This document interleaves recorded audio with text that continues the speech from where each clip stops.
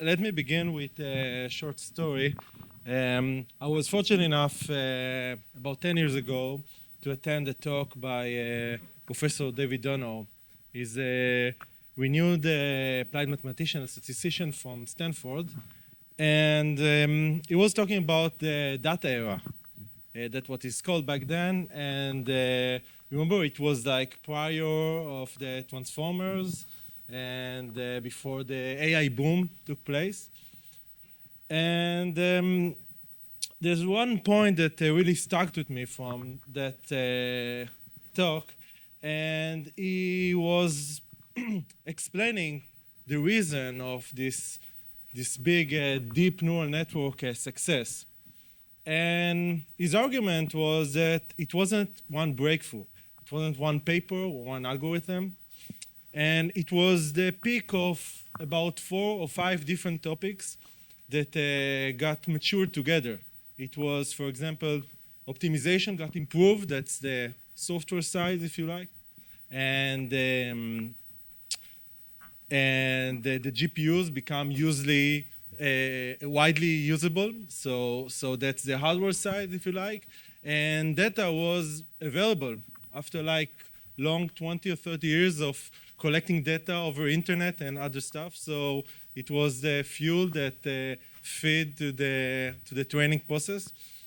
And it somehow remind me the situation now and how I see more and more indication that you can draw a line between AI of more or less 2015 to what we see in quantum today. So we already saw in previous talks multiple hardware modality that progressed very well. We see better control stacks, compilers, simulators, benchmarking that are better, and error models. And also in one of the previous talks, it mentioned the hybrid workflow, how classical and quantum computers are working together. So it seems like the parts are already there, but the assembly manual isn't. So what usually happens next? If you look at the AI, you will see about 2 years later, December 2017, we saw the attention is all you need, a paper and the emerge of large language models. And we saw scalability rigorously developed over time. And then application came, ChatGPT and so on.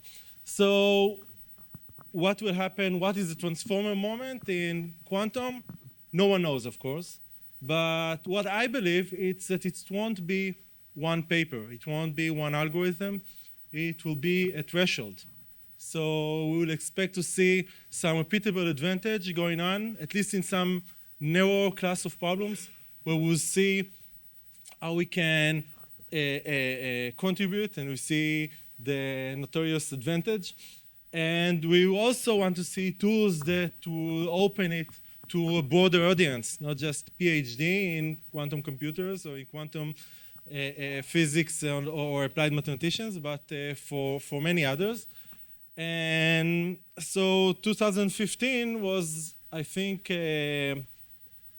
more or less a time where AI, if you think about the AI boom, it wasn't like that it was a big mistake to invest in one startup or the other. It was a mistake not to look at the category. So I think the quantum is reaching this point very soon.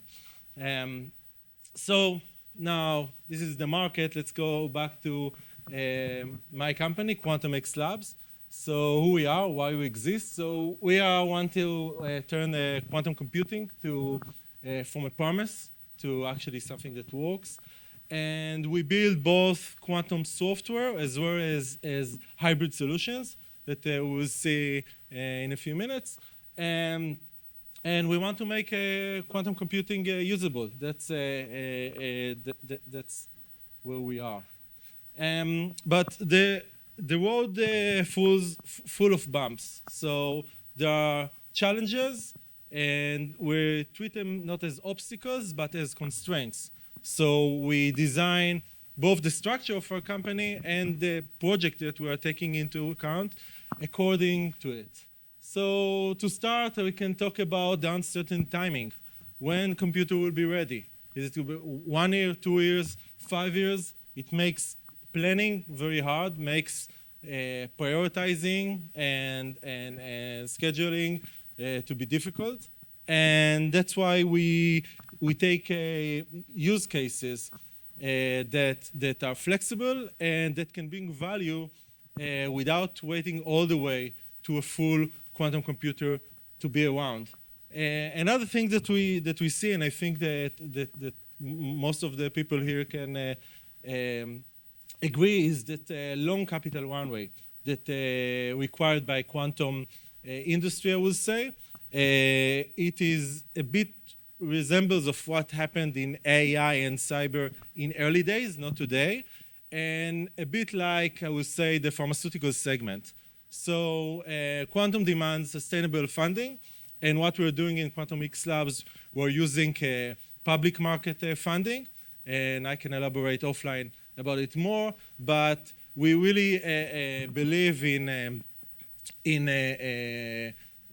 milestone incentive drive, and there where we can get it. And of course, there is the usual challenges of taking deep research into revenue, into products.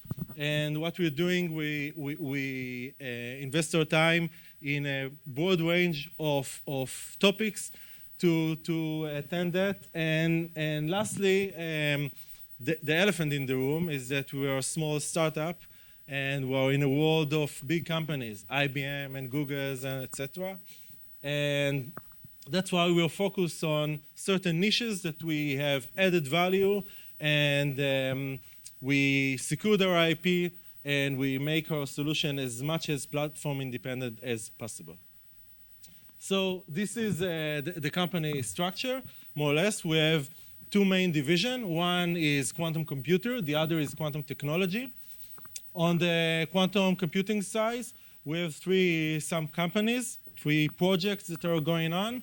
One is on transportation, where we take our error correction methods and try to integrate it into predictive maintenance and transportation, mainly rail technology, where forecasting and accuracy matter. And next to it, there is clinic quantum, where we try to optimize, design, and remove bottlenecks from clinical trials and basically analysis of big biological data using quantum computer. And lastly, on this segment is quantum Q security.